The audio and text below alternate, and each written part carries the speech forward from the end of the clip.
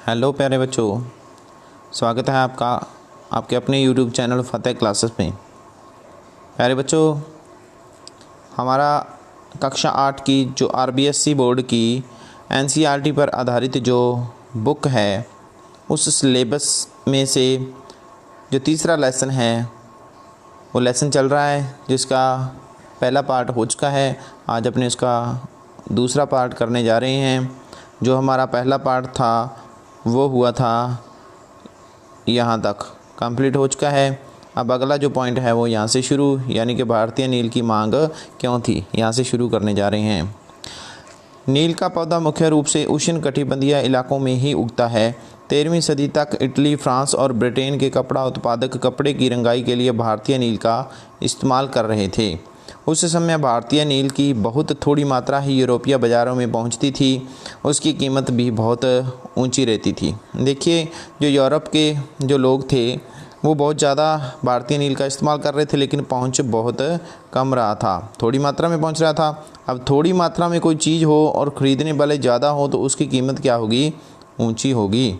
ठीक है, तो इसलिए जो यूरोपीय कपड़ा उत्पादक थे उनको, यानी कि यूरोपीय कपड़ा उत्पादकों को बैंगनी और नीले रंग बनाने के लिए वोड नामक एक पौधे पर निर्भर रहना पड़ता था।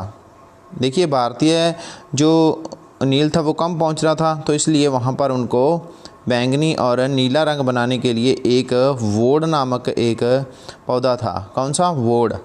उस पौधे पर निर्भर रहना पड़ता था, यानी कि उससे बनाते थे। ये वोड पौधा शीतोष्ण क्षेत्र में उगता था, इसलिए यूरोप में आसानी से मिल जाता था। जो यूरोप का जो एरिया है वो शीतोष्ण है, यानी शीत प्लस उष्ण, और वहाँ पर ये पौधा आसानी से मिल जाता था। उत्तरी इटली, दक्षिणी फ्रांस व जर्मनी और ब्रिटेन के कई हिस्सों में यह पौधा उगता था। नील के साथ प्रतिस्पर्धा से परेशान यूरोप के वोड उत्पादकों, यानी कि जो वोड पौधे का उत्पादन करते थे, ने अपनी सरकारों पर दबाव डाला कि वे नील के आयात पर पाबंदी लगा दें। मतलब क्या था कि जो वोड उत्पादक थे उन्होंने अपने देश में जो सरकारें थी उन पर दबाव डाला कि आप जो नील का आयात हो रहा है हमारे देश में, उस पर पाबंदी लगा दें, क्योंकि नील का आयात यानी कि नील की ख़रीदारी बंद हो जाएगी तो इनका जो वोड से उत्पादन है वो ज़्यादा, मतलब उससे इनको कमाई होगी। यहाँ पर एक पॉइंट दिया गया है, बागान। बागान क्या होते हैं दोस्तों? बागान होते हैं एक विशाल खेत जिस पर बागान मालिक बहुत सारे लोगों से जबरन काम करवाता था। अब आपने सुना होगा बागान, जो कॉफ़ी के बागान, गन्ने का, तंबाकू का, चाय वगैरह के हैं ना, असम वगैरह में सुनते हैं अपने, चाय के बागान और कपास आदि के। ठीक है, इन्हीं को बोला जाता है बागान। आगे बढ़ते हैं। अपने आयात पर पाबंदी लगाने के लिए कहा सरकारों को, मगर कपड़े को रंगने वाले तो नील को ही पसंद करते थे। नील से बहुत चमकदार नीला रंग मिलता था, जबकि वोड से मिलने वाला रंग बेजान और फीका होता था। ठीक है, जो वोड पौधे से जो रंग प्राप्त होता था वो क्या था?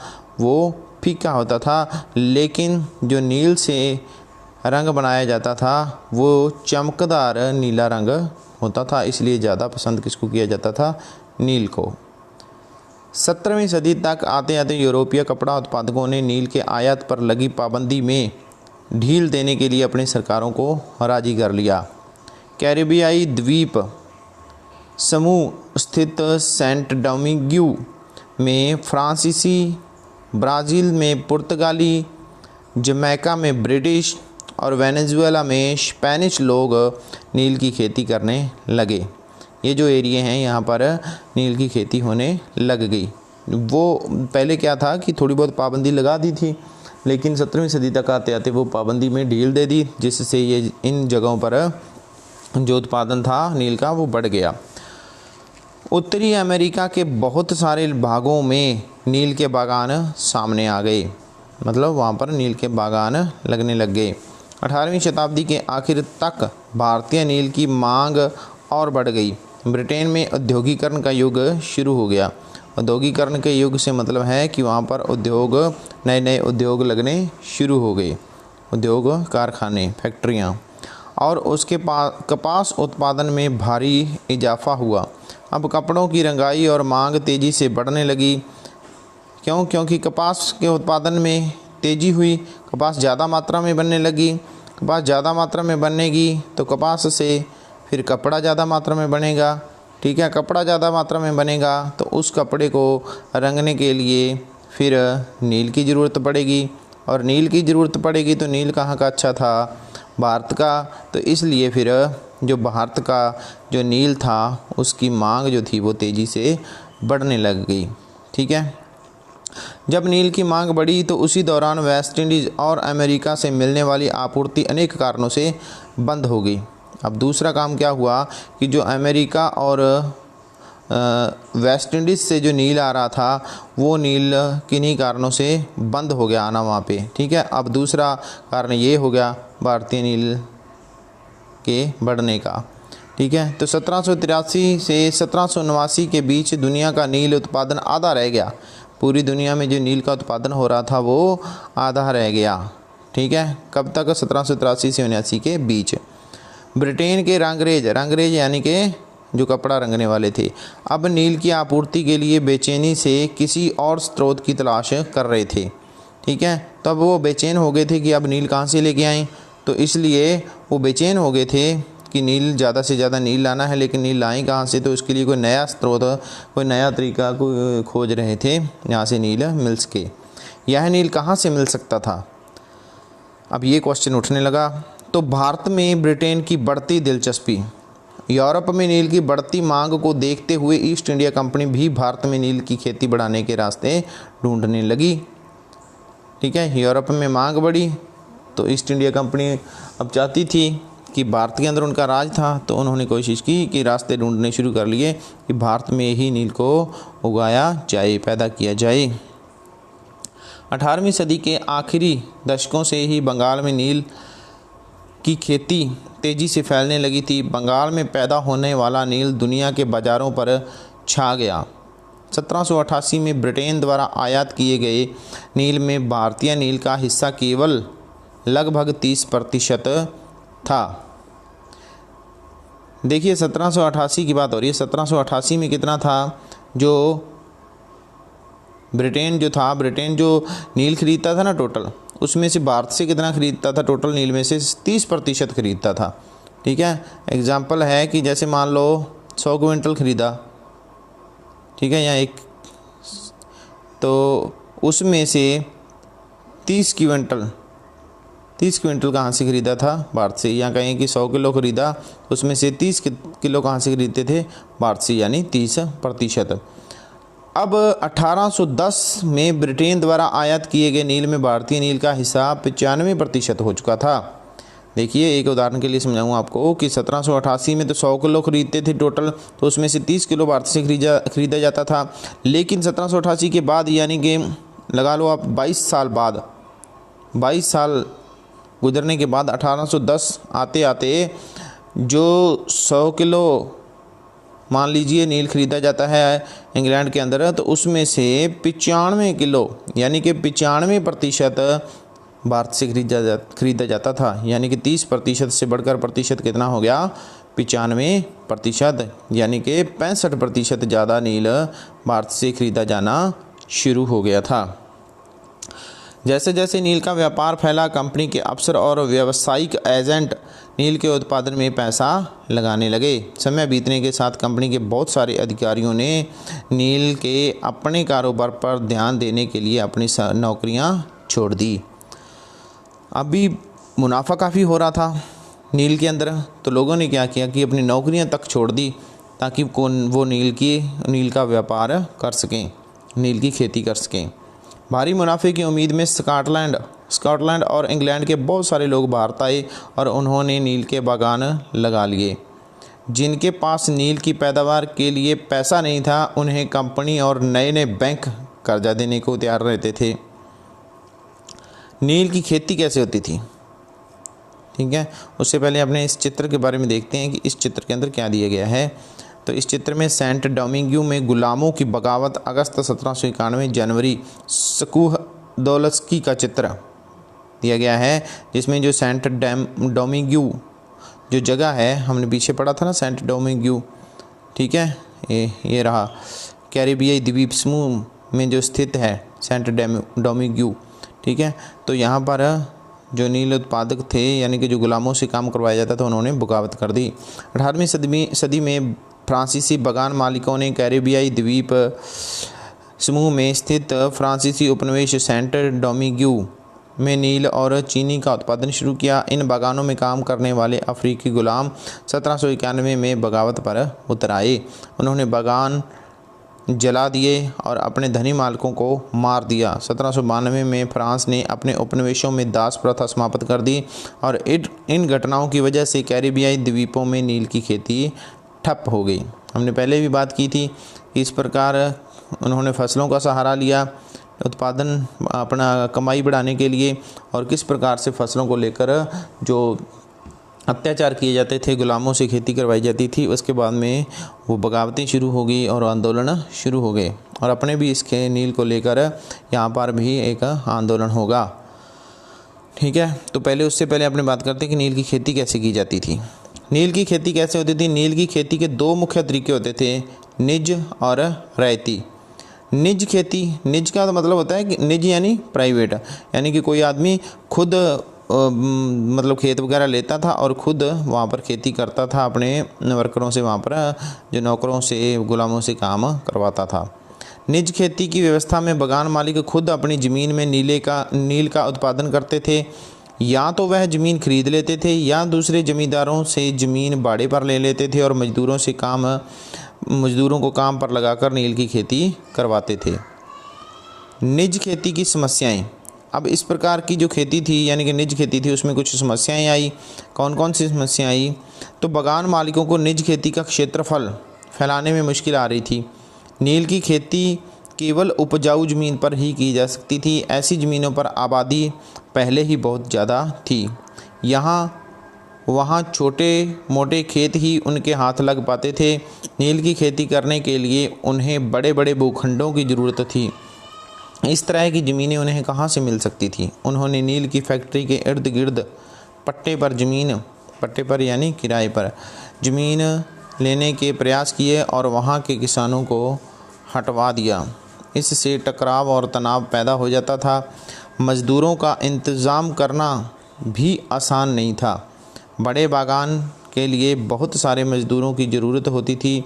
मज़दूरों की ज़रूरत भी सबसे ज़्यादा उसी समय होती थी जब किसान धान की खेती में व्यस्त रहते थे। मतलब कि ये जो खेती होती थी यानी कि जो नील में जो मज़दूरों की ज़रूरत होती थी वो भी उसी समय होती थी जब धान की खेती होती थी। अब भी मज़दूर वहाँ पर व्यस्त थे तो इस खेती के लिए मज़दूर नहीं मिल रहे थे, ठीक है। और निज खेती करने वाले जो मालिक होते थे उनको इसमें ज़रूरत होती थी मज़दूरों की, तो ये भी एक समस्या आई थी। दूसरी समस्या ये थी कि बड़े पैमाने पर निज खेती के लिए बहुत सारे हल बैलों की भी ज़रूरत थी। हल बैलों की यानी कि बैल और बैलों के द्वारा जो हल चलाया जाता था उनकी ज़रूरत होती थी। अब बार बार गुलाम शब्द आ रहा है, तो गुलाम क्या? ठीक है, गुलाम वो लोग होते थे जिनसे ज़बरदस्ती काम करवाया जाता था और दास बनाकर, गुलाम बनाकर उनको रखा जाता था। ऐसा व्यक्ति जो किसी दास स्वामी की संपत्ति होता था। गुलाम के पास कोई आज़ादी नहीं होती, उसे अपने मालिक के लिए काम करना होता है। होते थे गुलाम। पहली समस्या मज़दूरों की, दूसरी हल बैलों की, ठीक है। हल बैलों की कैसे कि बड़े पैमाने पर निज खेती के लिए बहुत सारे हल बैलों की ज़रूरत थी। कितनी की ज़रूरत थी कि 1 बीघा नील की खेती के लिए 2 हल चाहिए होते थे। इसका मतलब यह था कि अगर किसी बगान मालिक के पास 1000 बीघा ज़मीन है तो उसे 2000 हलों की ज़रूरत पड़ती थी। हलों को ख़रीदना और उनका रखरखाव एक बड़ी समस्या थी।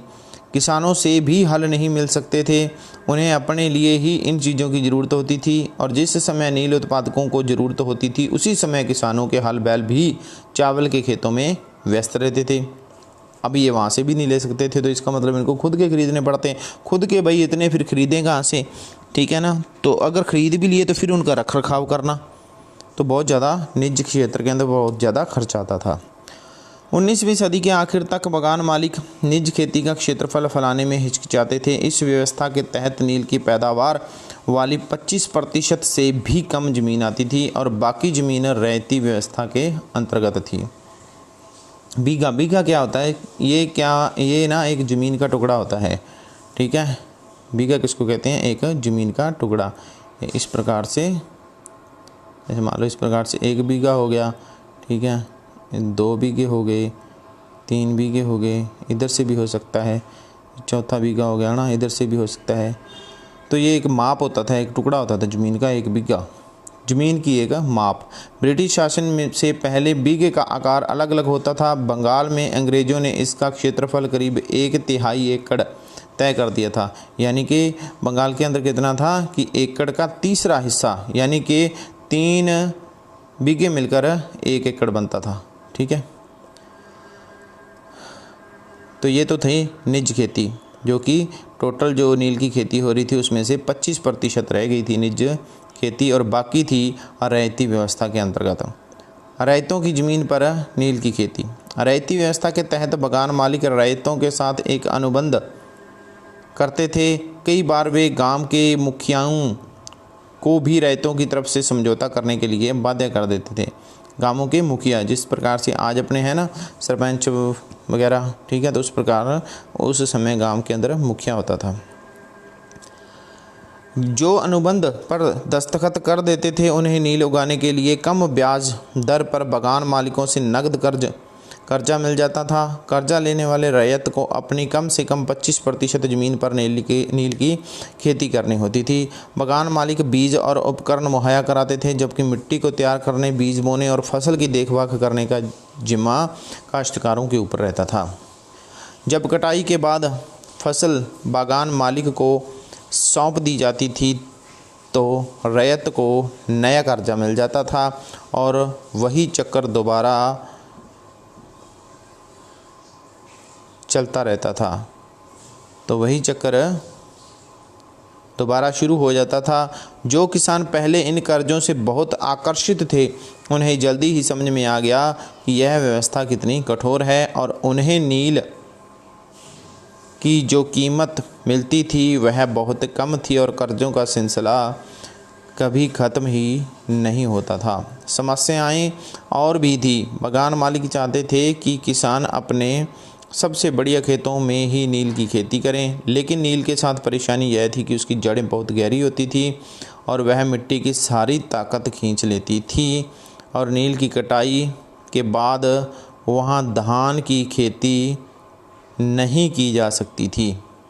हमने पहले भी बात की थी ना कि नील की खेती से जो उपजाऊपन होता था वो ख़त्म हो जाता था।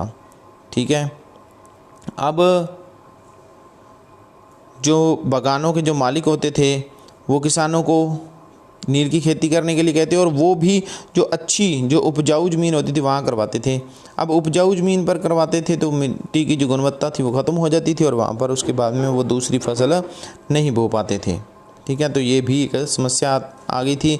इसी के कारण फिर आगे चलकर नील विद्रोह होते हैं, और उसके बाद में क्या कुछ होता है ये पढ़ने के लिए अपने ऊपर चलते हैं वापस। जो पिछला पेज है नील की खेती के बारे में, उसके बारे में अपने पढ़ते हैं।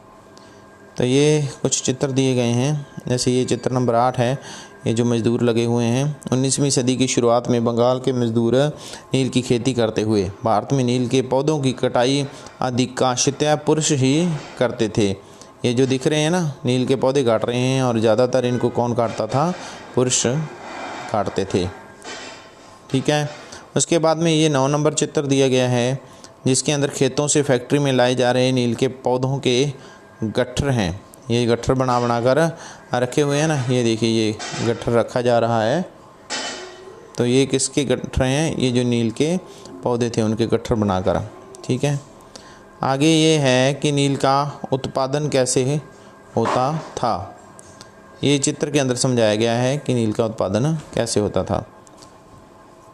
तो ये अलग अलग प्रकार से ये हौद वगैरह बनाए गए हैं, ये आपको दिख रहे होंगे, है ना। ये हौद, ये जैसे ये आपका तीर लगकर किन्वन हौद, ठीक है। ये आपका बीटर हौद, किस प्रकार से इनसे खेती होती थी ये अपने देखते हैं। चित्र नंबर 10 में नील के खेतों के पास स्थित नील का एक कारखाना है। नील गांव आमतौर पर बगान मालिकों की फैक्ट्री के आसपास ही होते थे।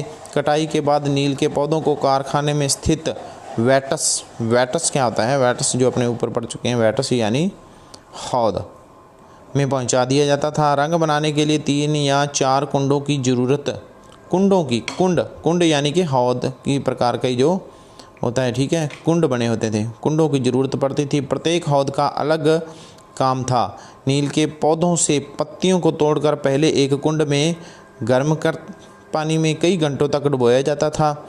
इस हौद को किण्वन या स्टिपर कुंड कहा जाता था, ठीक है, जो हमने पहले देखा था ना, किण्वन हौद, ठीक है। तो वहाँ पर क्या किया जाता था, वहाँ पर पानी, गर्म पानी के अंदर, ये आपने देखा था, ठीक है, ये वाला जो दिया हुआ है किण्वन हौद, ये वाला, ठीक है। तो यहाँ पर क्या करते थे, गर्म पानी के अंदर जो पौधों की जो पत्तियाँ होती थी उनको कुछ समय के लिए रखा जाता था, ठीक है। जब पौधे किण्वित हो जाते थे तो द्रव्य में बुलबुले उठने लगते थे। अब सड़ी हुई पत्तियों को निकाल दिया जाता था और द्रव्य को एक और हौद में छान दिया जाता था। दूसरा हौद पहले हौद के ठीक नीचे होता था ताकि उसमें आसानी से छाना जा सके। दूसरे हौद बीटर वाट में इस गोल को लगातार हिलाया जाता था और पैडलों से खंगाला जाता था। जब यह द्रव्य हरा और उसके बाद में नीला हो जाता था तो हौद में चूने का पानी डाला जाता था और धीरे धीरे नील की पपड़ियाँ नीचे जम जाती थी और ऊपर साफ द्रव्य निकल आता था। द्रव्य को छानकर अलग कर लिया जाता था और नीचे जमी नील की गाद, नील की लुगदी को दूसरे कुंड, अब अगला कुंड कौन सा था, निथारण कुंड, अगले कुंड का नाम क्या था, निथारण कुंड में डाल दिया जाता था और इसके बाद उसे निचोड़कर बिक्री के लिए सुखा दिया जाता था, ठीक है। तो अगले चित्र में क्या दिया गया है, ये पहले आप देख लें, ये नील के पौधे हैं जिनको हौद तक कौन बन जाता था, औरतें ही बन जाती थी। ये अगले 12वें चित्र में हौद की घोल हिलाने वाला, ये डंडा से लेके खड़ा है ना आदमी, तो इससे उसको हिलाया जाता था हौद को। हौद में जो नील था खड़ा, नील मजदूर हौद में पड़े घोल को हिलाने के लिए इस्तेमाल होने वाले पैडल ये खड़ा है। इन मजदूरों को 8 घंटे से भी ज़्यादा समय तक कमर तक भरे नील के घोल में खड़े रहना पड़ता था, ठीक है। और वाट क्या होता था, एक किण्वन अथवा संग्रहण पात्र। तो ये चित्र नंबर 13 है जिसमें बिक्री के लिए तैयार है जो नील, ठीक है। यहाँ आप उत्पादन की आखिरी व्यवस्था को देख सकते हैं कि दबाकर सांचों में दी गई नील की लुगदी को काटकर मजदूर उन पर मोहर लगा रहे हैं और पीछे वाले हिस्से में एक मजदूर इन टुकड़ों को सुखाने के लिए ले जा रहा है, ठीक है। तो ये क्या है, ये आदमी जो है ये मोहर लगा रहा है उस पर, ठीक है। ये वाला आदमी इनको काट रहा है और ये वाला जो आदमी दिख रहा है आपको, ये उनको सुखाने के लिए ले जा रहा है। तो इस प्रकार से नील को तैयार किया जाता था, ठीक है ना। ये अपने हौद देख ही लिया आपने, किण्वन हौद हो गया जिसमें पहले पत्तियों को गलाया जाता था, फिर उनमें से दूसरी में डाला जाता था, जैसे यहाँ पे अपने बनाया ना। तो ये मान लो किण्वन हौद हो गया, यहाँ पर पत्तियाँ गलाने के लिए डाली गई, फिर उनमें से छान कर दूसरे में डाला गया, फिर उसमें हिलाया गया, फिर तीसरे में डाला गया, फिर वहाँ से उसको नीचे जम गया, ठीक है ना, लुगदी बन गई, फिर उसको निकाल, ऊपर अलग द्रव्य हो गया, उसको फिर निकाल कर फिर अलग सांचों में डाला गया, कटाई की गई है ना, और फिर उन पर मोहर लगाई गई और उसके बाद में वो बिक्री के लिए तैयार हो गया। तो इस प्रकार से नील तैयार होता था। अब आगे बढ़ते हैं अपने नील विद्रोह और उसके बाद। नील विद्रोह और उसके बाद मार्च 1859 में बंगाल के हजारों रैयतों ने नील की खेती से इनकार कर दिया, ठीक है। तो इनकार तो भाई होना ही था।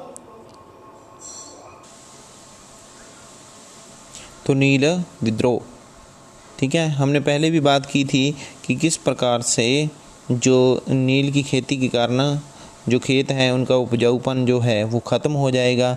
तो जिसके कारण और उसके अलावा जो जिस प्रकार से उनसे खेती करवाई जाती थी, ठीक है ना, उनको जो किसानों की जो इनकम थी वो कम हो रही थी, उन पर कर्जा ज़्यादा हो रहा था। और इन सब कारणों के कारण आगे चलकर क्या होता है कि उसका विद्रोह होता है, विरोध होता है इस खेती का, और उसको लेकर विद्रोह होता है जिसका नाम पड़ता है नील विद्रोह, ठीक है। किस प्रकार से विद्रोह होता है, क्या उसका नतीजा निकलता है, ये सारी चीज़ें पढ़ेंगे अपनी नेक्स्ट क्लास में, ठीक है। तब तक जुड़े रहें हमारे चैनल के साथ। बहुत बहुत धन्यवाद।